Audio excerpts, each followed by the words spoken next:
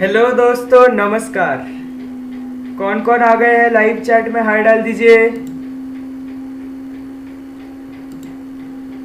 Video is private.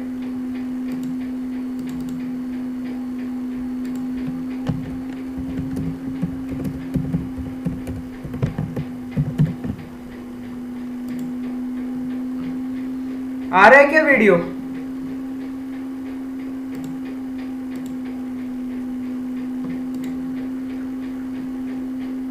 Hello,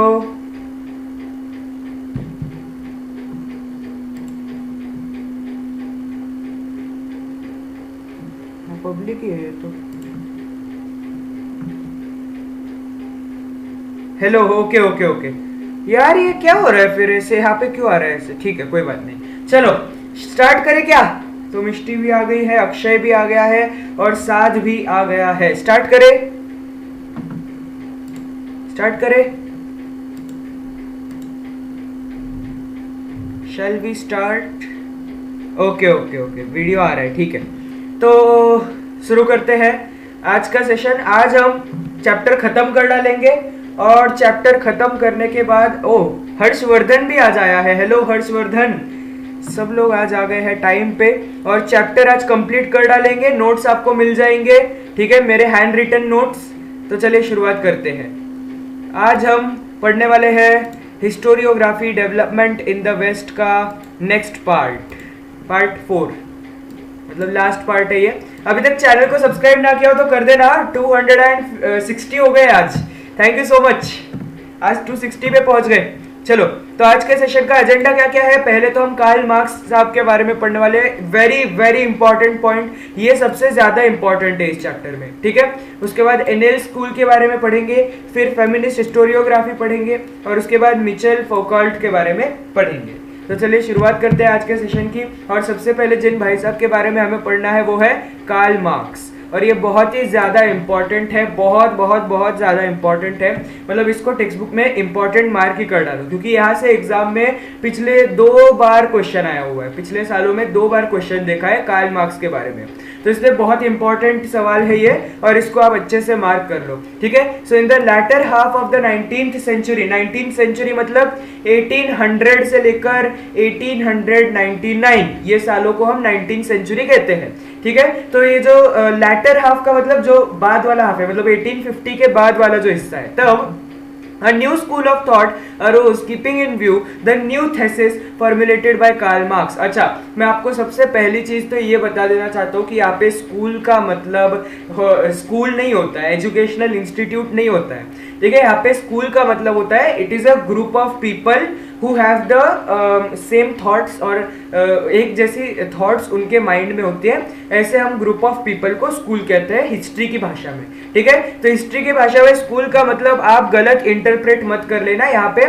new school of thought मतलब एक नया ग्रुप ऑफ पीपल आ गया, उनके मन में कुछ अलग विचार थे हिस्ट्री के बारे में, ठीक है। और कार्ल मार्क्स ने एक थेसिस फॉर्मुलेट की थी, मतलब उन्होंने एक थेसिस बनाई थी। थेसिस मतलब मैंने बताया था, अपने विचार सामने रखे थे, ठीक है। उन्होंने क्या बोला था, देखिए, according to Karl Marx history was not about abstract ideas, it was about living people. मतलब कार्ल मार्क्स क्या कहते थे कि हाँ, तुम आइडियाज को मत देखो, मतलब उनके लोगों के मन में क्या चल रहा था वगैरह, ये सारी चीजें मत देखते बैठो, तुम ये देखो कि लोग कर क्या रहे थे, ठीक है। Human relationships are shaped by the fundamental needs of people and the ownership as well as nature of prevalent means of production to meet those needs. मतलब देखिए, जो इंसानों के बीच में जो रिलेशंस होते हैं वो किसकी वजह से होते हैं? क्योंकि इंसानों को जरूरत होती है, ठीक है। इंसानों को एक दूसरे की जरूरत होती है, इसलिए उनके बीच में रिलेशन होता है। और जिसके पास मीन्स ऑफ प्रोडक्शन रहता है, ठीक है, मीन्स ऑफ प्रोडक्शन मतलब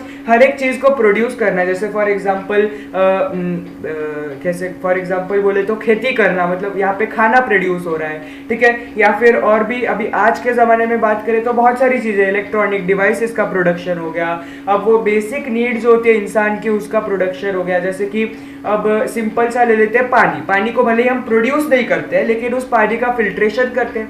तो देखिए, कार्ल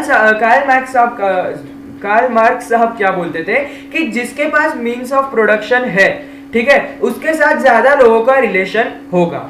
सिंपल सी बात है, आपके अगर दुकान इसकी है, फॉर एग्जांपल मैं बोलता हूँ, अगर आपके पास दुकान है जिसके अंदर आप ग्रेन्स बेचते हैं, ठीक है, धान्य की दुकान है आपकी, तो बहुत सारे लोगों के साथ रिलेशन होगा, बहुत सारे लोग आते होंगे दुकान में, क्योंकि सभी लोगों को उसकी जरूरत होती है।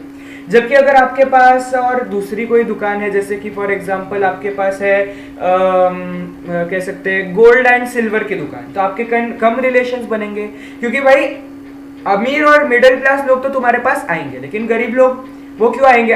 सोने की दुकान में गरीब लोगों को देखा है आपने, मतलब देखा भी होगा तो रेयरली दिखते हैं। सो ऐसा होता है कि रिलेशन जो है वो they are due to the means of production. तुम जो चीज बनाओगे, तुम जो चीज को ओन करोगे, जो तुम्हारी होगी, जो तुम बेचते हो, उसके हिसाब से तुम्हारे रिलेशंस बनेंगे, ऐसा कार्ल मार्क्स साहब कहते थे।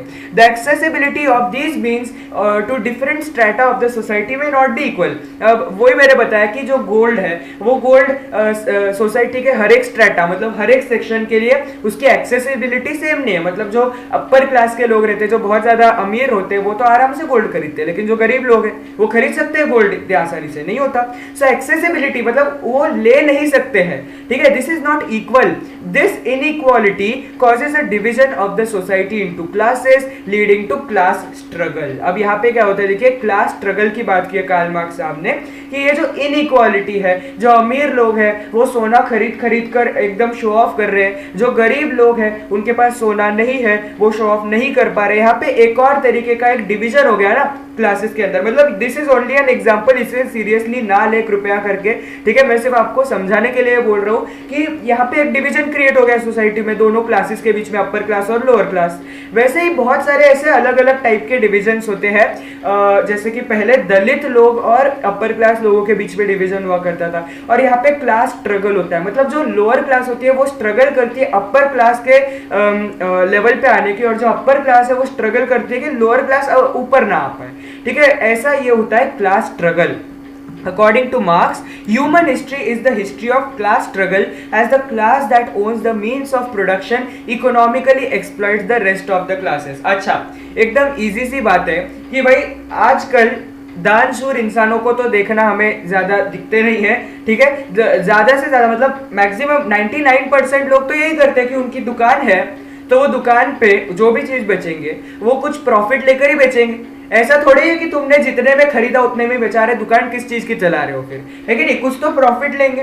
तो इसलिए कह रहे थे economically exploit the rest of the classes, मतलब बाकी की जो क्लासेस है, जो वो वाली क्लास से चीजें खरीद रही है, वो क्लासेस का एक इकोनॉमिक एक्सप्लॉइटेशन होता है। मतलब वो सब क्लासेस को एक्स्ट्रा पे करना पड़ता है, जो इसने जो पैसा खर्च किया उससे ज्यादा पैसे इनको खर्च करने पड़ रहे हैं, मतलब ये ज्यादा जल्दी गरीब होंगे, इसलिए उसको एक इकोनॉमिकली एक्सप्लॉइट ये शब्द दिया हुआ है, ठीक है। एंड उन्होंने ये सारी चीजें कहां पे कही थी? दास कैपिटल, ठीक है। इसे डैश कैपिटल मत बोलना, this is not English book, ये उनकी भाषा में थी, ठीक है। तो दास कैपिटल उन्होंने खुद लिखी थी ये एक book, and it is the most referred book all over the world. ये बहुत ही ज्यादा फेमस हुई, इसलिए कार्ल मार्क्स साहब बहुत फेमस हुए। और आपने शायद अगर सेकंड चैप्टर पढ़ा हो तो उसमें मार्क्सिस्ट हिस्टोरियोग्राफी नाम का एक अलग से आपने सेक्शन भी देखा होगा। जो दास कैपिटल ये बुक और कार्ल मार्क्स के दिमाग में क्या चल रही थी, उनकी जो आइडियोलॉजी थी उस पे ये बेस्ड थी, मार्क्सिस्ट हिस्टोरियोग्राफी। क्या आपको समझ में आया?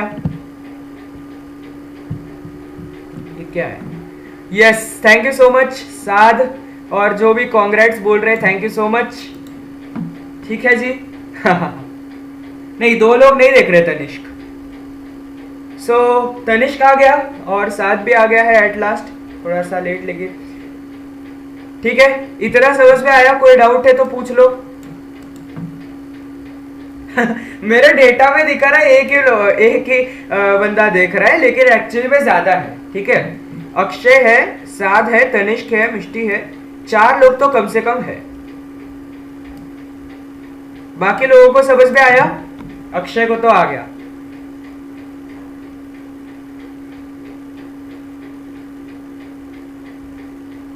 अरे जवाब दो फटाफट, तो आगे बढ़ते हैं। आया समझ में?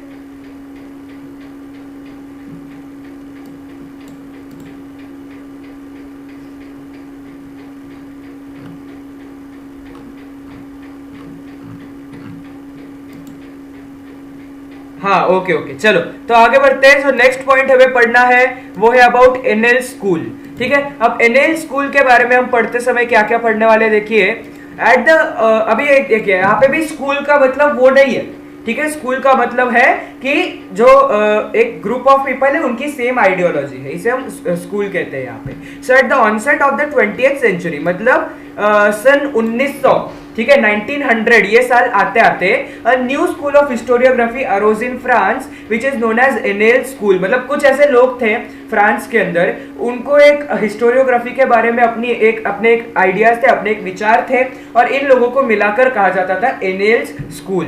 सो Annales school gave a new direction to history writing, ठीक है। हिस्ट्री लिखने में एक नई दिशा मिली है, मतलब उससे कुछ तो एक नई आइडियोलॉजी के बारे में पता चला है। It was recognized now that history is not only about the political events, kings, great leaders, and accordingly politics, diplomacy and wars, but also about the climate, local people, agriculture, trade, technology, means of communication, social divisions and their collective psychology etc. in the historical times।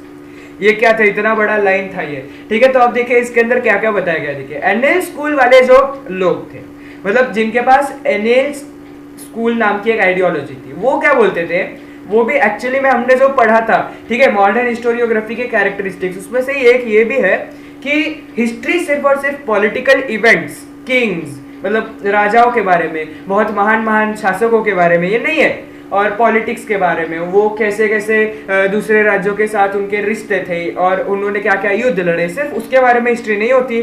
जबकि और भी चीज़ों को हम यहाँ पे और भी चीज़ों को यहाँ पे हमें कंसिडर करना पड़ता है, जैसे क्लाइमेट हो गया, मतलब वहाँ का मौसम कैसा होता था, लोकल पीपल वहाँ के लोग कैसे थे, एग्रीकल्चर वहाँ पे खेती कैसी होती थी, ट्रेड मतलब वहाँ पे लोगों के अंदर कारोबार कैसा था, टेक्नोलॉजी मतलब तो आपको पता ही है, मीन्स ऑफ कम्युनिकेशन मतलब लोग एक दूसरे के साथ कैसे बातचीत करते थे, ठीक है।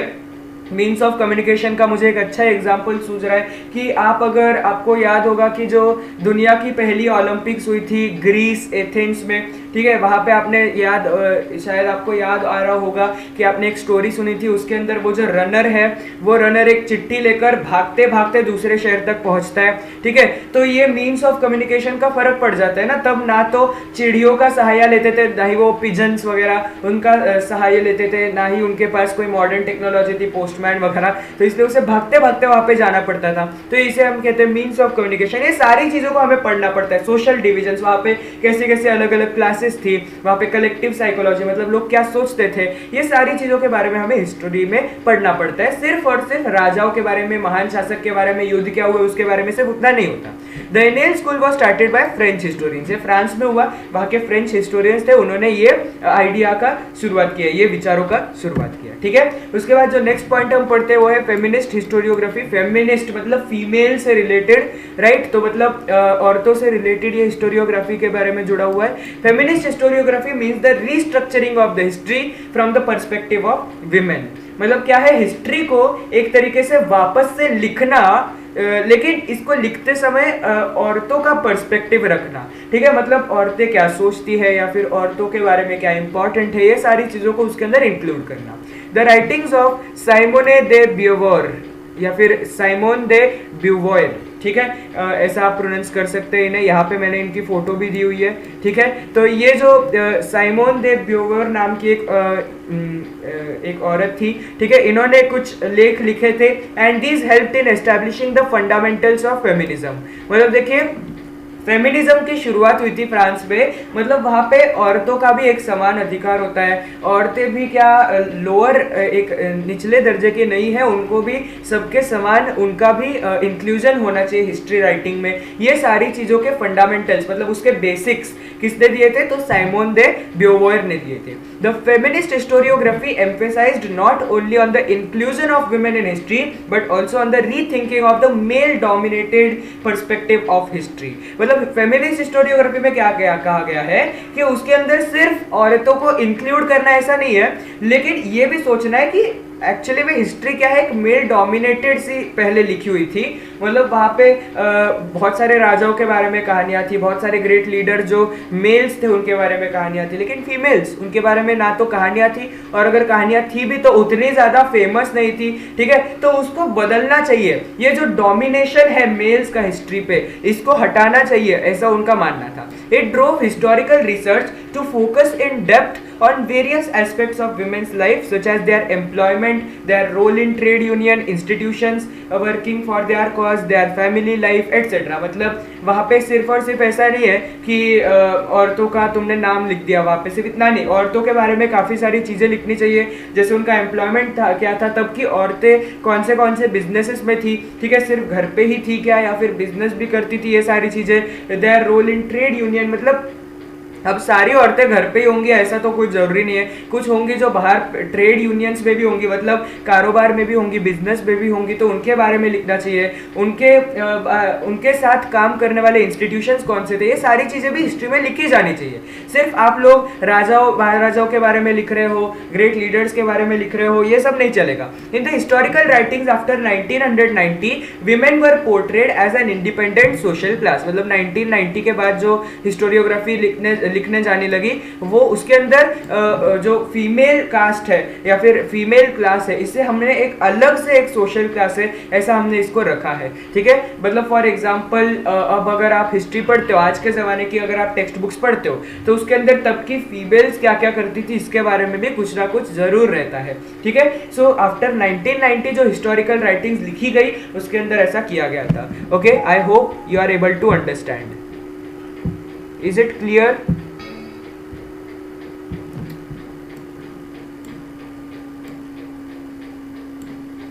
Is it clear?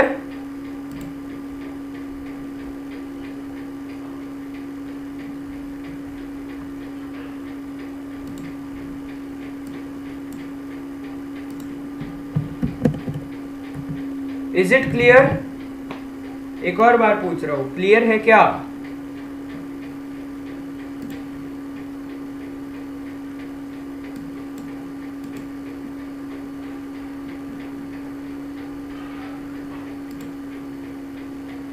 यस यार, yes it's clear. Okay okay okay. अरे horse were not there to communicate, हाँ हाँ बीच बीच में हॉर्स भी आते हैं। Yes yes yes Akshay. Okay, तो आगे बढ़ते हैं। जो नेक्स्ट हमें चीज पढ़नी है वो है अबाउट मिचेल फौकॉल्ट कह लो या माइकल फौकॉल्ट कह लो, ठीक है, कुछ भी कह लो चलता है, क्योंकि आपके लिए इंपॉर्टेंट इतना ही है कि आपको स्पेलिंग याद रह जाए। एग्जाम में स्पेलिंग याद रह जाए इतना ही इंपॉर्टेंट है, तो इसलिए आपको जो प्रोनाउंस करना है करो, कोई फर्क नहीं पड़ता, ठीक है। 1926 में जन्म हुआ, 1984 में डेथ हुई, ठीक है। So the French historian of the 20th century, मतलब 20th सेंचुरी में ये एक फ्रांस के हिस्टोरियन थे। 20th सेंचुरी मतलब 1900 से 1999 के बीच होता है, तो यहाँ पे आप देख ही सकते हैं इनका लाइफ कितना था, ठीक है, 20th सेंचुरी में थे। Mitchell Foucault brought fourth a new concept in history. He in his book archaeology of knowledge argued that the prevailing practice of arranging historical events in a chronological order is not right.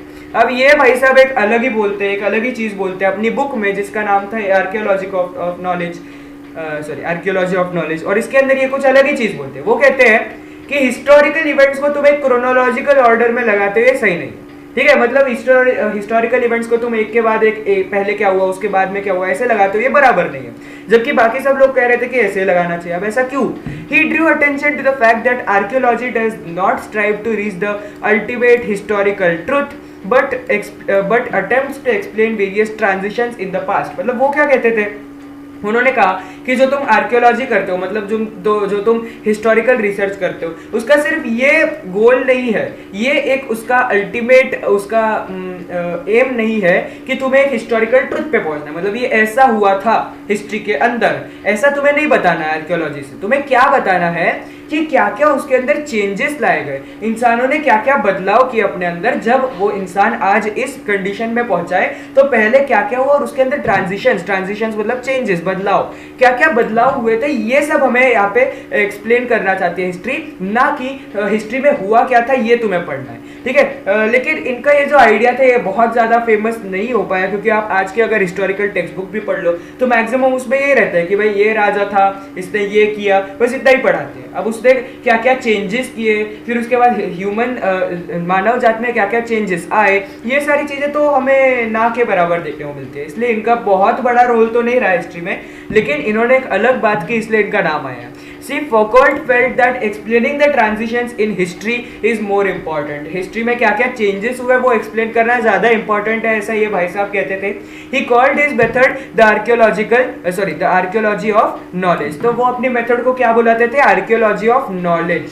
मतलब बाकी लोग क्या करते हैं? Archaeology मतलब historical research. हम क्या करते हैं? आर्कियोलॉजी ऑफ नॉलेज, मतलब इससे हमें ज्ञान मिलता है सच्ची का, ऐसा वो कहते थे. ठीक है. So this is what he used to think. Now, Foucault subjected the so far unacknowledged areas by historians such as psychological disorders, science of medicine, prison administration, etc. to historical analysis. मतलब Foucault साहब क्या कहते थे कि कुछ ऐसे areas है जो हिस्टोरियंस ने अनदेखे कर दिया है. अनएक्नॉलेज मतलब जहाँ पे उन्होंने कुछ देखा ही नहीं है, उनके दिमाग में से वो एरियाज ही छूट गए, जैसे कि साइकोलॉजिकल डिसऑर्डर्स. अब लोगों के अंदर क्या क्या मेंटल डिसेबिलिटीज थी, ये चीज कौन से हिस्टोरियन ने पढ़ी थी मुझे बताओ. कहीं कहीं पे ऐसा सुना है आपने कि भाई इस बंदे में हिस्ट्री में ये एक बंदा था जिसके पास एक मेंटल डिसेबिलिटी थी, उसको कुछ ठीक से समझ में नहीं आता था, ये पागल बंदा था, ऐसा कभी सुना है हिस्ट्री में? नहीं सुना होगा. साइंस ऑफ मेडिसिन में थोड़ा बहुत तो आपने सुना ही होगा, जैसे सुश्रुत के बारे में तो आपने सुना ही होगा. He was a great person, उन्होंने हमें सर्जरी के बारे में बताया था, ये सुना होगा, लेकिन बहुत ज्यादा उसके बारे में उल्लेख नहीं है. ठीक है. Then next is prison administration. अरे भाई जेल, यहाँ पे ये जेल थी, ये तो आपने सुना होगा, लेकिन उस जेल में क्या क्या था, ठीक है, जेल कितनी बड़ी थी, ये सब चीजें आपने हिस्ट्री में पढ़ी है? नहीं पढ़ी, बहुत ही कम लोगों ने पढ़ी है. ठीक है. वो क्या कहते थे कि ये बहुत ही अनएक्नॉलेज्ड एरियाज है, मतलब ये एरियाज में किसी ने कुछ सोचा ही नहीं है ज्यादा. ठीक है. और इनके बारे में ज्यादा आपको हिस्टोरिकल एनालिसिस करना चाहिए. ठीक है. So that is what Foucault used to say. ये बहुत ही एक अलग किस्म के एक व्यक्ति थे. ठीक है. तो इस चैप्टर का एक समरी ले लेते हैं. तो इस चैप्टर में हमने क्या क्या पढ़ा? Scope of historiography kept continuously expanding. मतलब हिस्टोरियोग्राफी का पहले जो मतलब था उससे बाद में जो मतलब था, मतलब आज जो हिस्टोरियोग्राफी का आज जो मतलब निकलता है वो काफी उससे अलग है. मतलब पहले ऐसा कहते थे कि हिस्टोरियोग्राफी मतलब जो पास्ट में जो इवेंट्स है उसकी स्टडी. उसके बाद उसका मतलब धीरे धीरे चेंज होने लगा कि पास्ट की इवेंट्स की स्टडी नहीं, उसमें क्रोनोलॉजी भी पता होनी चाहिए. फिर क्रोनोलॉजी नहीं, उसके अंदर लोगों की लाइफ कैसी थी वो पता होना चाहिए. फिर सिर्फ लोगों की लाइफ ही नहीं, बल्कि आपको ये भी पता होना चाहिए कि हिस्ट्री में चेंजेस क्या क्या हुए. तो जो स्कोप है वो एक्सपांड होता रहा, वो बड़ा होता रहा कि तुम्हें ये भी चीज इंक्लूड करनी है, ये भी इंक्लूड करना है, ये भी इंक्लूड करना है, सारी चीजें इंक्लूड करनी है हिस्टोरियोग्राफी करते समय, मतलब राइटिंग हिस्ट्री राइटिंग के समय. ठीक है. So writing of histories of various subjects like literature, architecture, sculpture, drawing and painting, music, dance, drama, films and television etcetera came into practice.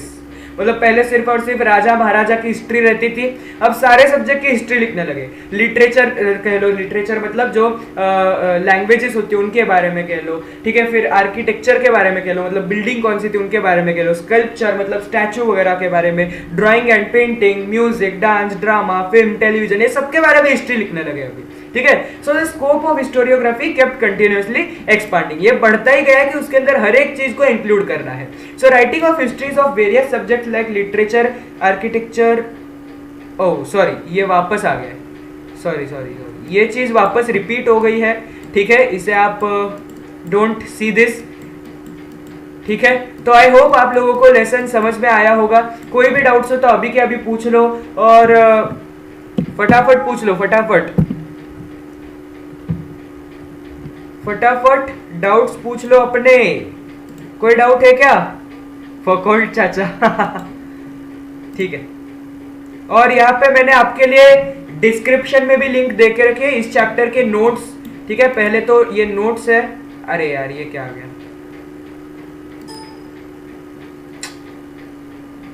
अब ये टाइम लेगा, रुक जाओ एक second.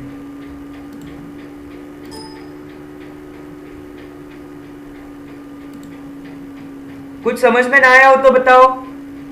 Is it clear? Everything is clear? बताओ. यार ये क्या आ गया है? Okay, no doubts. तनिष्क बस करो. अरे थैंक्स की कोई बात नहीं है. ठीक है. थैंक्स की कोई बात नहीं है, बस शेयर किया करो. That is the only thing. ठीक है भाई.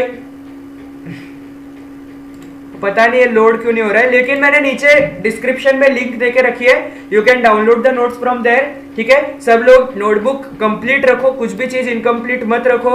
And thank you so much for watching. Please like करना, दोस्तों के साथ शेयर करना। ठीक है, लाइक ना किया हो तो फटाफट कर दो, और सब्सक्राइब ना किया हो तो कर दो। ठीक है okay, so thank you so much and we are ending now. ठीक है, चलो, सो बाय बाय।